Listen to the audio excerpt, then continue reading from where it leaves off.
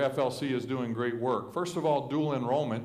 How many of you have high school students at home in your house? You know, the parents of high schoolers. How would you like your high schooler at high school graduation to get 2 degrees, a high school diploma and an associate's degree?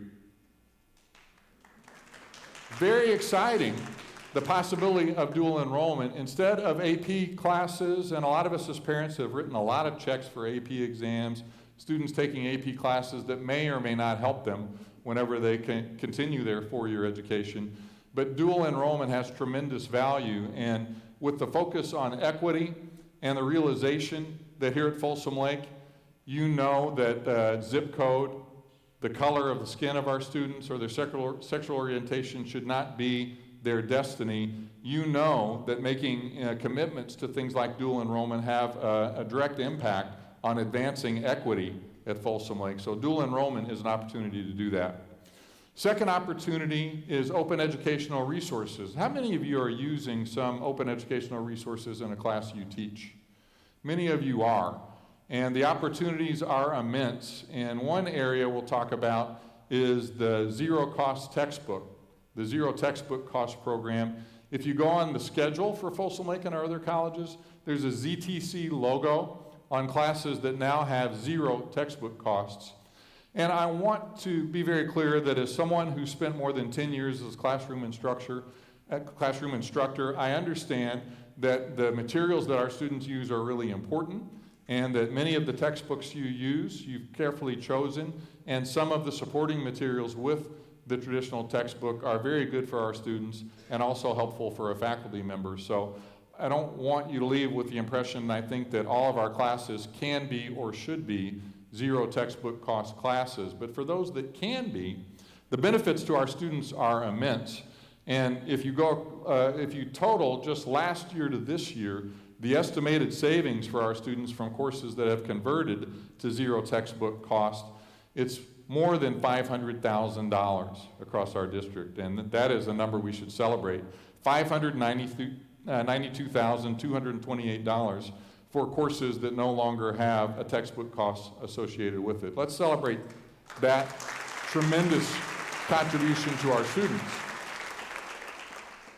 Now, for classes that are not suited to a ZTC approach, all 4 of our colleges are also involved in the LibreText project. So it's a grant from the Department of Education. UC Davis was the lead institution. All 4 of our colleges are involved in LibreText. Libre is one option of open educational curated resources.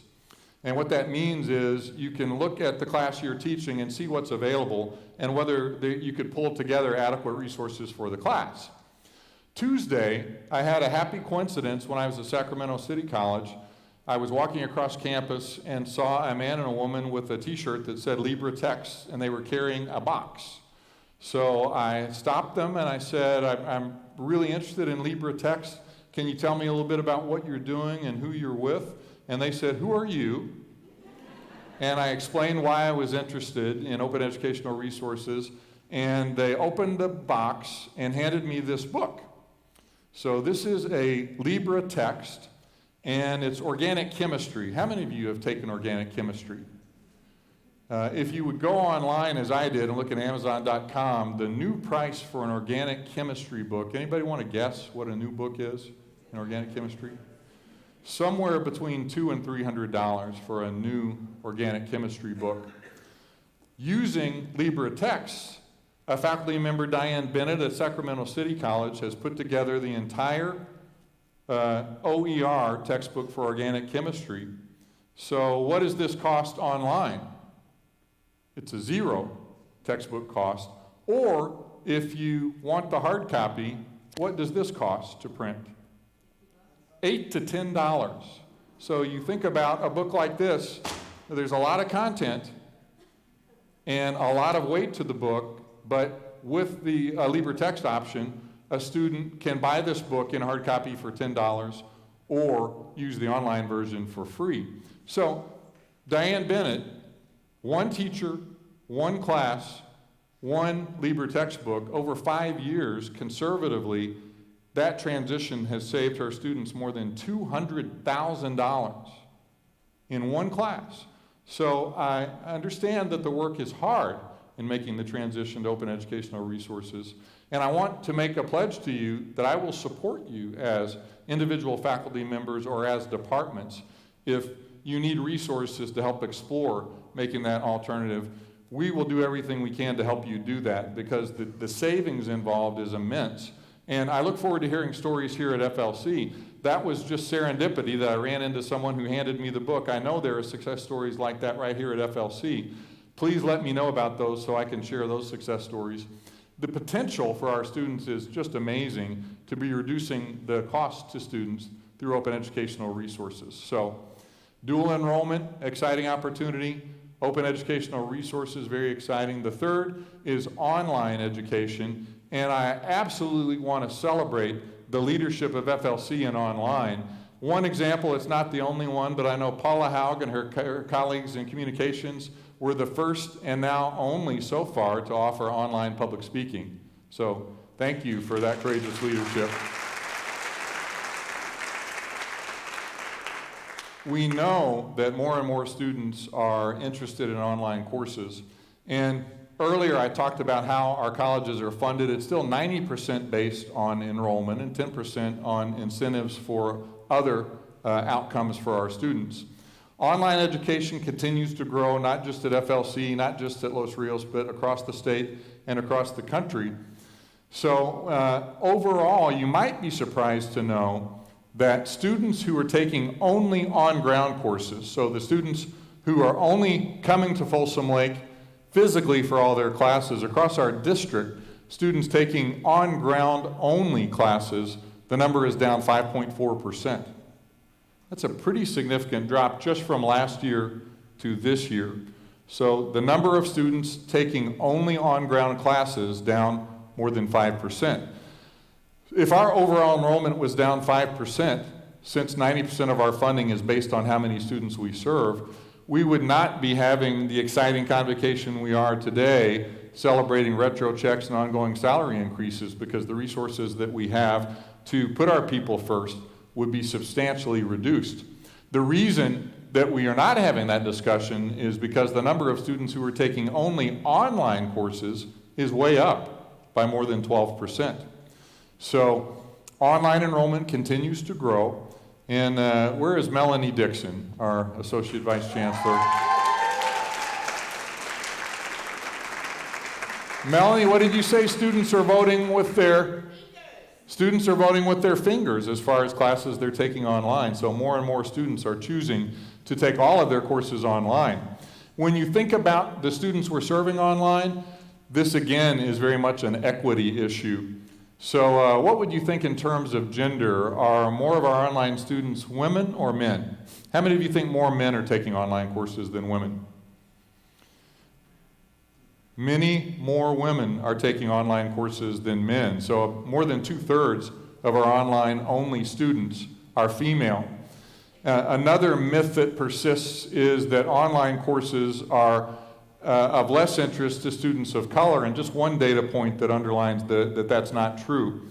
Almost 24% there was an almost 24% increase in Latinx students taking only online courses. So our students of color, women who are working, who may have families and are not able to come physically to our colleges, are flocking to our online courses. So thanks to FLC for the great work you have done in pioneering certain courses. Our inventory of online courses is growing. Knowing that so many of our students are taking classes only online, the next area of emphasis will be developing associate degree for transfer degrees, ATDs, that are available entirely online. And we also are having conversations with public partners in the four-year space so that when our students have completed an associate degree for transfer, they also could complete their baccalaureate online as well, if their life doesn't allow them to attend a college on ground. So very much an equity issue in moving forward with online. Very much an area of opportunity, and thanks to FLC for your leadership in helping us move forward online. So wonderful opportunities in dual enrollment, in open educational resources, and in online education. examples, in addition to your great work in placing students using high school success rates, you understand why the community thinks so much of Folsom Lake here in Folsom, and why our colleges are trusted and respected throughout the capital region. And when we think about that community support and the respect and trust of our community, one way that we have seen that is through 2 bond issues that have transformed all 4 of our colleges, and none more than Folsom Lake.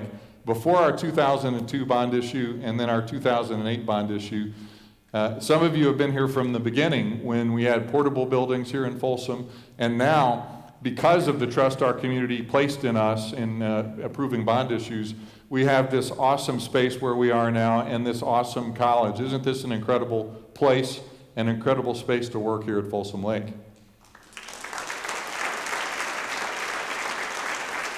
So those first 2 bond issues generated about $740 million that have allowed us to build wonderful spaces like this and update older spaces across the district. And we're now towards the end of those first 2 bond issues, and are now in a space where our board members are considering whether it might be time for a 3rd bond issue. And our board will have a study session in September, and then we'll determine whether to place an issue on the ballot in the October board meeting, which, if approved, would go on the March ballot, which is not very far away. The thinking for the March ballot is that it is the California presidential primary and very high turnout. So if the board answers some of the tough questions that we'll ask together, what are our needs, what is the right time, and is there support in the community to move forward, then that issue could be on the ballot as soon as March. So wanted to give all of you a heads up that that's under consideration, so if the board decides to take action in October, it won't be a surprise, and you will have had some background about the thinking going into it. And I don't want to underemphasize that second bullet point. If the board makes this decision, the request to the voters would be to approve $700 million without a tax increase. So this issue would involve no tax increase to the voters. It would be a continuation of the amount of support that we've enjoyed from the community up to this point. So $650 million if we move forward and are successful. How many of you were involved in the facilities master planning for Folsom Lake College? I know a lot of you have been involved in identifying what the needs are moving forward for FLC. All 4 of our colleges have gone through a facilities master planning process like the one you did here. And you probably will not be surprised to know that when you add up all of the needs of our 4 colleges, the total number is something like $1.3 billion.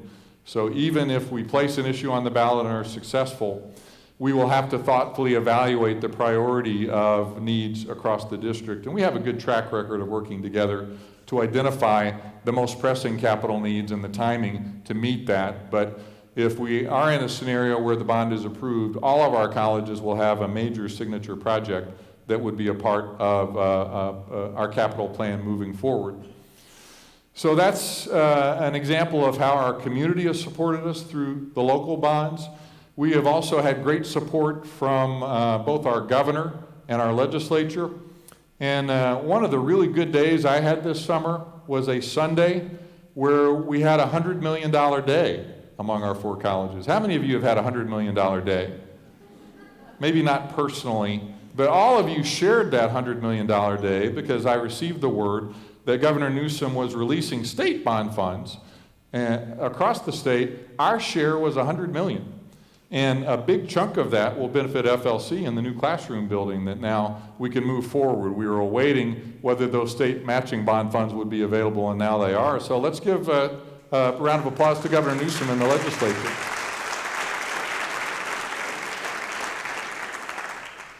So we are in good shape in terms of the capital needs for our colleges and exploring the opportunity to be able to do even more in planning for the next 10, 20, or 30 years for our facility, for our facility needs. So appreciative of the community support and so thankful for the good work that all of you do that makes our community so supportive.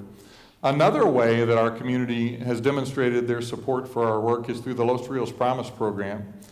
Hard to believe it's only been about 2 years ago since at convocation, I shared with you a vision that all of our first-time, full-time students could attend fee-free. It's a mouthful, and also a goal that seemed very far away only a couple of years ago. Now, I'm thrilled to be able to share with you that through the support of the legislature, now all of our first-time students can attend not just the first year, but the first 2 years at Folsom Lake and all of the Los Rios colleges fee-free. That's great news.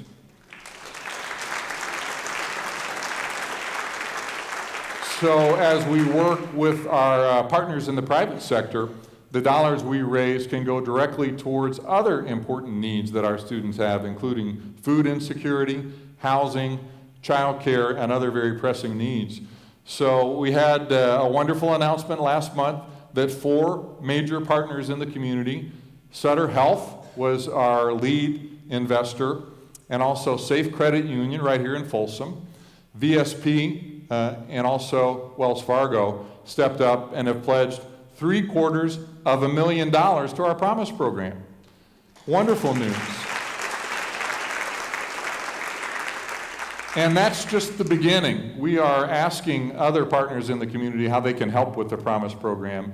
And a large part of my time in the coming weeks will be meeting with people who appreciate the work you do and want to know how they can help give back and support our students in being successful. So from the Promise program standpoint, want to just make one last point on open educational resources. The $200,000 book, the $500,000 plus ZTC commitment. Faculty are making amazing contributions to our Promise program by reducing costs for our students. So I want to do everything I can to help you explore the options to reduce those costs. That's a wonderful way of supporting our Promise program for our faculty and staff to be aware of opportunities to reduce out-of-pocket costs that our students have to pay. So I just can't tell you how proud I am of your courage in tackling some of these tough issues here at FLC and making changes that are already benefiting our students in overwhelming ways. It's been a great year, and the work isn't done. This is just the beginning. We'll continue to look at how we can work together to make even more progress on behalf of our students in the coming months and years. Because of that great work, our students, because we put you first, we are able to focus on our students and do this great work on their behalf. And because our students are doing so well and the community sees us, they support our work in a variety of very important ways. So I encourage you to let me know what I can do to help you continue this great progress. It's going to be a great year, a great start to the new semester. And with that, I thank you for being generous in your time and letting me spend some time with you today. And look forward to seeing you throughout the semester and hearing what I can do to help you continue to serve our students so well. Thank you very much for your time today.